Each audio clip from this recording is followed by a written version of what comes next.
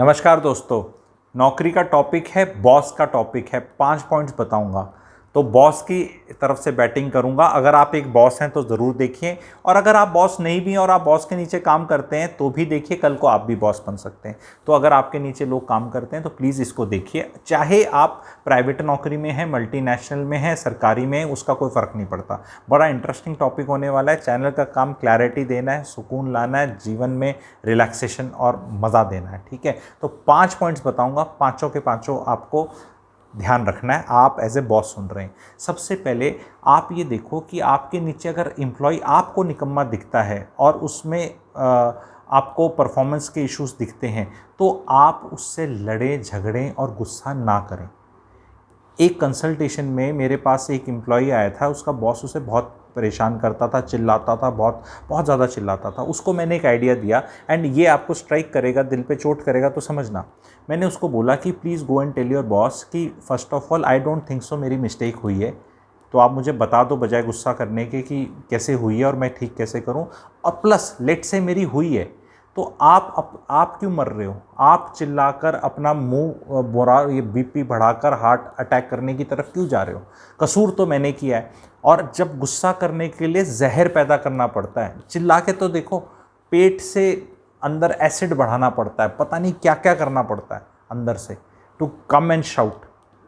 तो बोलो why are you dying, मतलब आपके बीवी बच्चे को असर नहीं होगा। The boss was फ्लैबरगास्टेड। What is फ्लैबरगास्टेड? Please comment section में लिखना। जितनी 5 चीज़ें बताऊंगा, इससे आप कितनों से एग्री करते हैं प्लीज़ लिखना। Agree with first, disagree with second, agree with all, disagree with all, whatever. I request that I want a feedback. ऐसा ना लगे मेरे को कि मेरे को सपने आते हैं, बिकॉज ये सूक्ष्म ऑब्जर्वेशंस हैं। तो बॉसेस की तरफ से भी बताना। आप कई लोग बोलेंगे अरे तुम बॉस की तरफ से बैटिंग कर रहे हो। अरे मैं सास की तरफ से भी करता हूँ, बहू की तरफ से भी, लड़के वालों की तरफ से, लड़की वालों। I give a balance perspective कि भैया दोनों पार्टी अपना अपना देखो, and life is always middle path. अपनी अपना सुकून ढूंढो, ज़बरदस्ती एक दूसरे के पीछे मत पड़ो। तो मैं एग्जाम्पल के तौर से भी बताऊंगा। सेकेंड चीज़ बताऊंगा, आपको रियलाइज़ करना है ये फ्रस्ट्रेशन आपकी लाइफ में आती क्यों है। क्या ये लॉस ऑफ कंट्रोल है? क्या ये मिड लाइफ क्राइसिस है कि बीवी भी नहीं सुनती, बच्चे भी नहीं सुनते, सास ससुर आरती उतार नहीं रहे, माँ बाप का अपना कलेश चल रहा है, तो when you go to office तो यू वांट कि कहीं तो कंट्रोल मिले।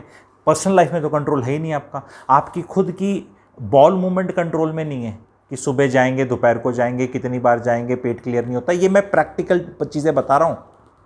और उसका लोग कहते हैं ना कॉन्स्टिपेटेड है, ये है, उसका वो रियल इश्यूज़ हैं, एक्चुअल इश्यूज़ हैं। काम ऐसे कर रहे हो, सिगरेट पी रहे हो, दफ्तर में बैठे हो, चाय पे चाय पी रहे हो, कॉफ़ी पे कॉफ़ी पी रहे हो, पता नहीं क्या अचीव करना चाहते हो, क्या बनना चाहते हो, कहाँ पहुँचना चाहते हो। 5वां पॉइंट बहुत इंपॉर्टेंट रहेगा, वो तो चक्षु खोल देगा। वीडियो के एंड तक बने रहना है। Understand when you are shouting at employ. अपने दिल से पूछो, ऑर्गेनाइजेशन के बारे में इतनी चिंता है या अपना ही कुछ चल रहा है कलेश, अपनी ही कोई तड़प है जो उसके कंधे से चढ़ के पूरी करना चाहते हो और वो कंधे पे चढ़ने नहीं दे रहा, क्योंकि नई जनरेशन बड़ी स्मार्ट आ चुकी है। ये आपको रियलाइज़ करना है। आपकी जो फ्रस्ट्रेशन आ रही है वो कहाँ से आ रही है। वो कहने के लिए तो मॉरल साइंस टीचर हो कि मेरे को ऐसे करने आए, ऑर्गेनाइजेशन का झंडा बुलंद करना है। चाहे वो ऑर्गेनाइजेशन आपकी सरकारी है, प्राइवेट है, डजंट मेक ए डिफरेंस।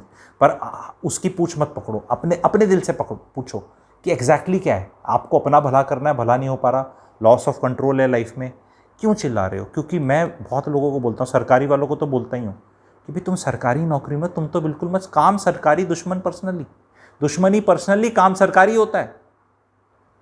सरकार ने आके क्लैपिंग भी नहीं करनी, किसी को नहीं पता, सरकार तो दिखती नहीं। इवन ऑर्गेनाइजेशन भी देखो, प्राइवेट वाले का मैं लाइव एग्जांपल बताऊंगा, एक सरकारी एग्जांपल बताऊंगा, एक प्राइवेट वाला एग्जांपल करके बताऊंगा, एंड आप उसकी क्लैपिंग करेंगे। वो मेरा तीसरा पॉइंट रहेगा, तीसरा चौथा पॉइंट रहेगा, आप उसको ध्यान से समझना है।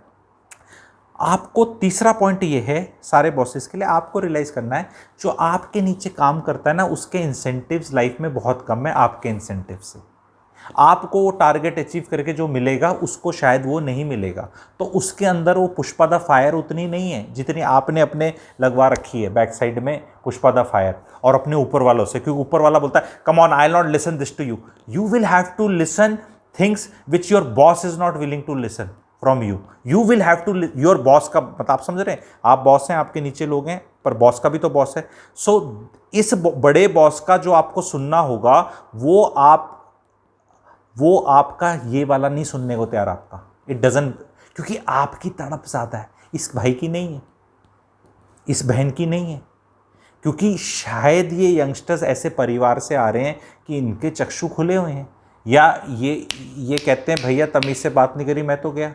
आपका काम आज की सासों की तरह है, आपने अपनी सास का किया बहुत ज़्यादा और आपकी बहू नहीं करती।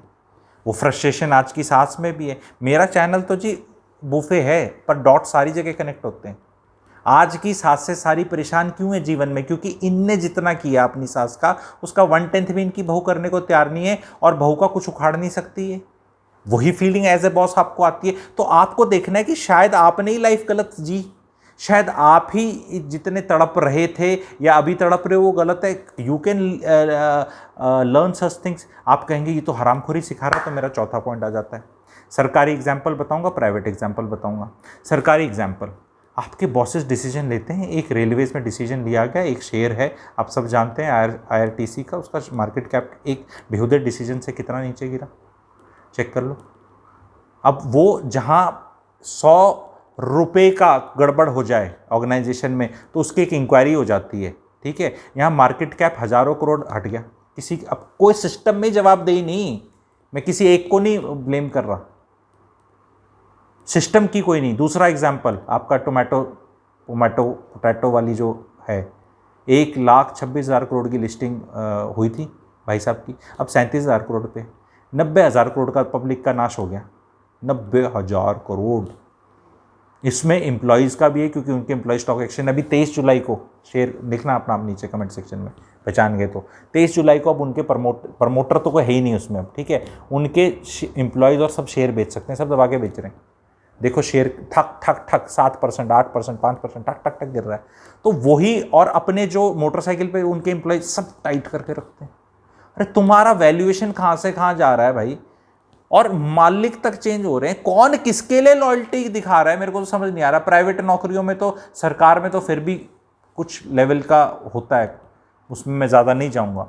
किस तरफ की लॉयल्टी भाई तुम प्राइवेट में? क्या मतलब, क्या कहाँ अपनी ऐसी तैसी करा रहे हो? तुम्हारी कंपनी ही नहीं रहेगी शायद, तुम्हारा बॉस ही बेच के भाग जाएगा टॉप, वही कोई और आ जाएगा, फिर कोई और किधर ले जाएगा, फिर कहीं मर्जर हो जाएगा। क्यों अपनी कर रहे हो अपने बॉस हो। एम्प्लॉय तो नीचे वाला स्मार्ट है, वो तो उसको पता है मेरे को 25,000 मिलने हैं, ये देगा नहीं तो वो देगा, नहीं तो वो देगा, सब देंगे, और वो वही पूल है आपके पास। एक कहावत है ना, you don't fight with the tools you work with.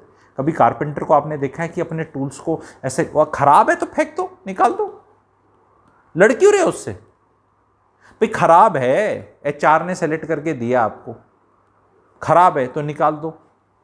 चौथा पॉइंट, अगर आपको लग रहा है कि ऑफिस में आपका टॉक्सिक एनवायरनमेंट क्रिएट हो रहा है, जिसमें आप ही क्रिएट कर रहे हो या आपको मजबूर किया जा रहा है ऊपर से, then do not work in that organisation. और एक लेवल के ज़्यादा टॉक्सिसिटी मत करो, क्योंकि वो टॉक्सिसिटी जो आप क्रिएट करोगे वो आपके अंदर से ही क्रिएट होनी है, और वो नीचे वालों को, आपको भी पता है कि आप नाजायज़ कर रहे हो, बट आप कहते हो मैं तो मजबूर हूँ। मजबूर कोई नहीं है, वो नीचे वाला जो आपसे कम क्वालिफाइड है और शायद नीचे स्टेटस से आता है, जब वो छोड़ के जाने को तैयार है, तो आपको भी ऊपर वाले को at some time shut up call दे सकते हो एंड अपने ऑल्टरनेटिव चॉइसेस रख सकते हो। This is the message. यहाँ पे आपको उस तरह बिहेव नहीं करना है जैसे वो अंग्रेजों के टाइम में कुछ इंडियंस करते थे ना। डंडे तो भाई इंडियंस ने ही मारे हैं इंडियंस को, अंग्रेज आके कभी डंडे मार के नहीं गया, वो तो लाट साहब था, तो उन्हीं इंडियंस ने ही मारे हैं डंडे। तो आप बस उन्हीं की तरह बिहेव कर रहे हो for some your personal gains, and वो गेन्स नहीं आने वाले, because you will have to live with the fact कि आपने क्या क्या बदतमीजियाँ करी हैं। वो सारा आप उसको जस्टिफाई कर सकते हो, ये नेक्स्ट जनरेशन ऐसी है, वो ऐसा है, ये ऐसा है। मैंने सिंपल सी बात कही भाई, अगर मैं ऐसे करके हथौड़ी से कर रहा हूँ और ये हथौड़ी काम नहीं कर रही और बेकार हो चुकी, फेंक दो, नहीं ले लो। और फेंक नहीं सकते तो फिर इसको ठीक करो चुपचाप और काम करो, इससे मत लड़ो। Nobody fights with the tools you work with. Either you change the tools. If you can't change the tools, then you work with them. You don't fight with them. Nobody fights. Does a plumber or electrician fights with his tools? ये तो खराब है, काम ही नहीं हो रहा। वो चुपचाप अपना काम करता है, भी उसी से काम लेना है। आपका काम आपके नीचे वालों से ही चलना है, उनसे कितना लड़ोगे? नहीं, वो काम नहीं करते करते। अभी इंपॉर्टेंट और आखिरी मैंने बोला था, मेरा 5th पॉइंट बहुत इंपॉर्टेंट रहेगा।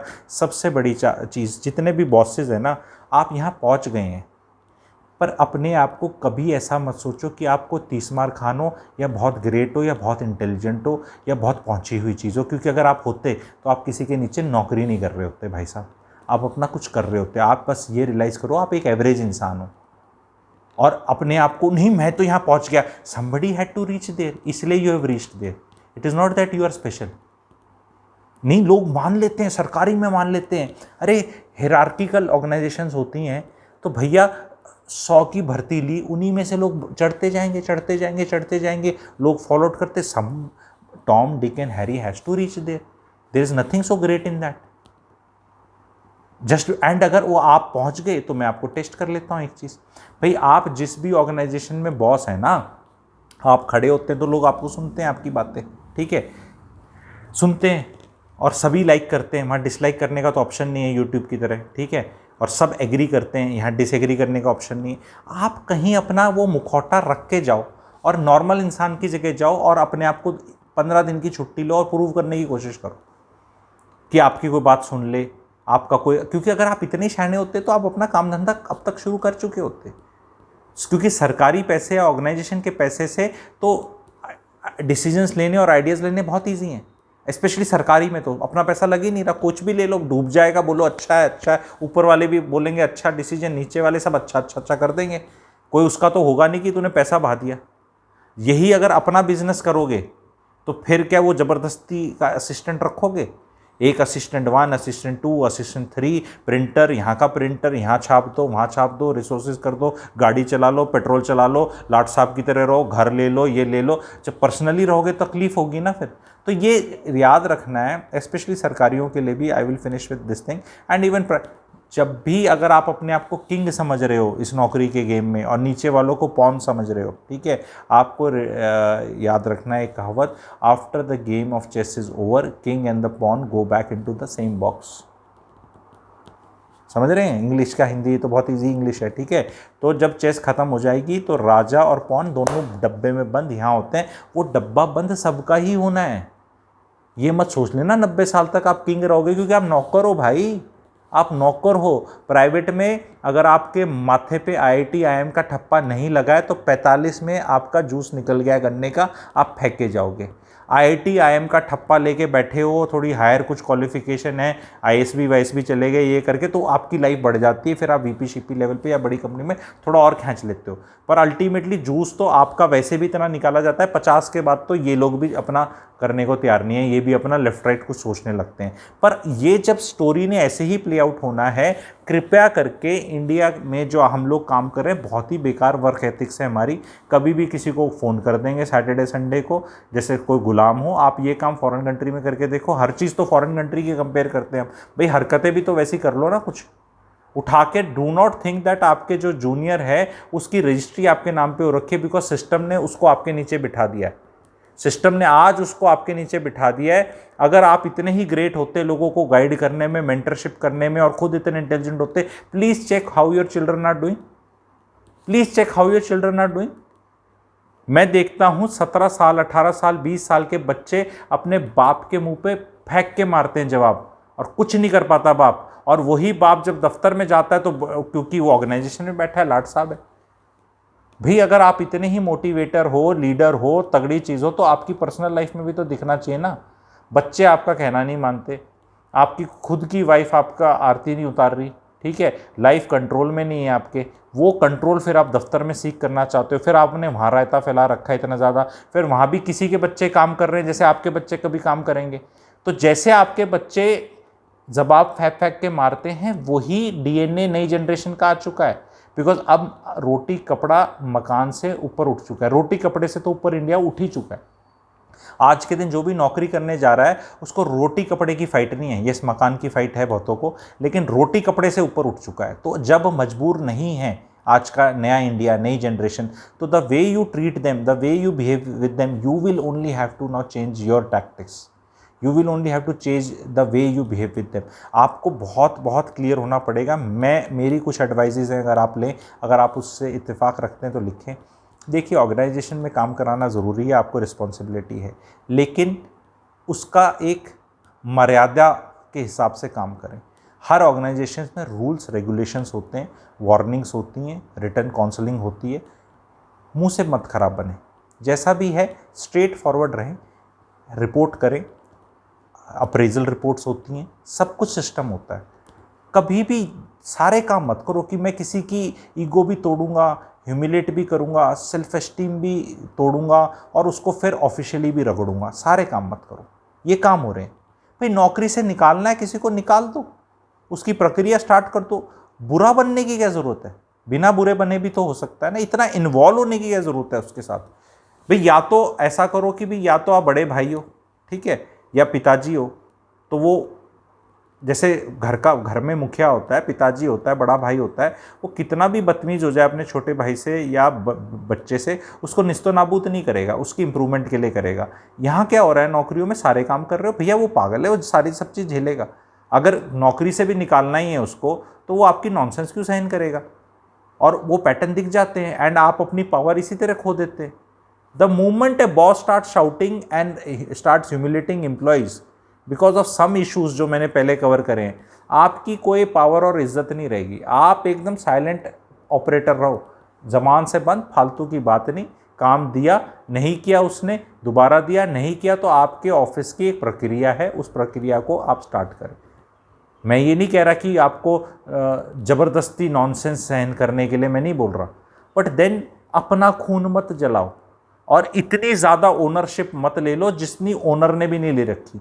सरकार में भी कोई ओनर है, प्राइवेट में भी कोई ओनर है, there is always somebody there up there, ठीक है, देयर इज ऑलवेज समबडी। जो सबसे टॉप में भी है, इतना तो वो विचलित नहीं हो रहा अपनी प्रॉफिट्स के लिए, तो आप क्यों इतना हो रहे हो। आप जिसकी कंपनी है, जो मालिक है, जिसके घर में सारे नोट जाएंगे, जो 70% का शेयर होल्डर है, वो दुखी नहीं हो रहा। और आप लोग शेयर होल्डर वेल्थ इतनी डिस्ट्रॉय कर देते हैं, कई नौकरी वाले, कितनी नौकरियां शेयर होल्डर की ऐसी तैसी वेल्थ कर दी, वो जो मालिक था उसका भी तो नीचे गया। तो सारा कसूर आपका नहीं है। कई बार ज़बरदस्ती ग्रोथ और नंबर लेकर आ, और नंबर लेकर आ। कोई भी कंपनी, कोई भी ऑर्गेनाइजेशन अगर ग्रो ही करती रहेगी तो भाई वो तो फिर ये सारे पेड़ भी आसमान छू जाने चाहिए। पेड़ भी तो ग्रो करता है ना, तो आसमान छू जाने चाहिए, ग्रोथ ही होनी चाहिए। पानी देते रहो, खाद भी देते रहो, सारे काम अच्छे करते रहो। भाई सारे अच्छे काम करने के बाद भी ग्रोथ एक स्टेज पे जाके हर सेक्टर में रुकती है। दैट्स वाई जो आपने देखा होगा, बड़े बिजनेस हाउसेज और दिमाग वाले लोग हैं, जैसे रिलायंस वाले देख लो, दे कीप चेंजिंग। पहले तेल का काम था, फिर इनका फ़ोन का काम कर लिया, फिर टेलीकॉम वाला आ गया, फिर फाइबर आ गई, फिर ये जियो आ गया, फिर अब रिटेल कर रहे हैं, फिर कुछ और कर रहे हैं। यही समझदार लोग हैं। दे नो कि भैया ये कैश काउ है, अब यहीं पर मैं लगा रहा हूँ और वहीं पर सबके कोड़े मारता रहा हूँ कि कंपनी ग्रो करे, मैं बॉस। तो ऐसे बेवकूफ़ बहुत हैं जो दिमाग लगा के कहीं और नहीं जा रहे। तो it will keep not and जो अपना, अगर आप ढंग से ये चीज़ समझ के जो मैंने बताया, तो your organisation will also do well, you will also do well, and people under you will also do well, and they will want to work under you. And when you go to office na, and people are there who are waiting for your guidance, they have that smile on चेहरा, they greet you very nicely. एक तो होता है गंदे मुंह से good morning sir, और एक गुड मॉर्निंग सर करके, तो आपकी लाइफ में खुशी आती है। बाकी तो भैया king and the pawn will go into the same box after some time. Thank you very much. Please share करना लोगों के साथ, अच्छा लगा तो प्लीज़ लाइक करना, एंड कमेंट सेक्शन में रिक्वेस्ट है ज़रूर लिखना। थैंक यू वेरी मच।